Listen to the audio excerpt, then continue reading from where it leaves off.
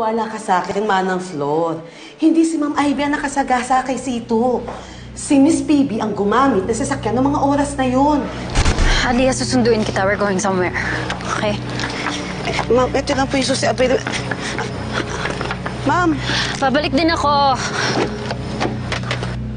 Alam ko kasi ako nga mismo may nag-abot na susi sa kanya eh. Diyos ko, mabagay. Totoo ba yung sinasabi mo?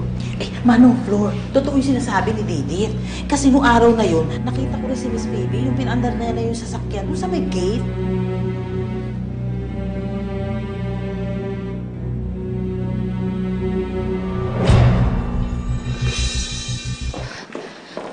Manang Flor, saan ka pupunta? Gusto mo sasabihin mo ka na Angkong ang nalalaman mo? Huwag kang mag-alala, Phoebe. Hindi ako sa kanya pupunta. Mismong sa Tita Ivy mo ako didiretso. Please don't tell her. Please.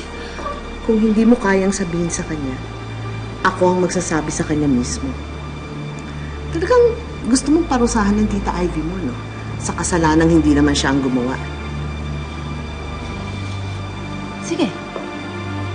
Sige, sabihin mo. Aray ko! Tingin mo, papayag ako na gawin mo yun? Ha? Tingin mo, papayag ako na gagawin mo yun, ha?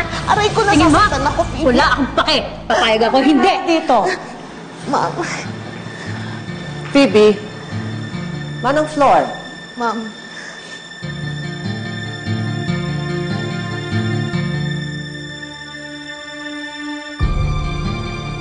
Flor, hinihintay ka na ng mga gawain mo sa kusina.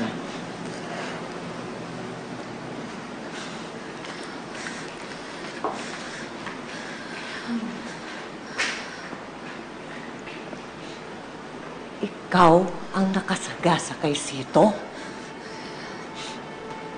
Mami, I was drunk that time. Hindi ko sinasadya na maka-aksidente ng tao. At sinong may sabi sa'yo na pwede ka maglasing? Ang dami mo palang ginagawa na hindi namin alam ng papa mo. Mami, please, huwag niyo na akong pagalitan today. Walang magagawa yung paninisi niyo. Ang kailangan ko, tulong niyo. Tulong niyo to stop that old woman from telling Angkong and Tita Ivy the truth.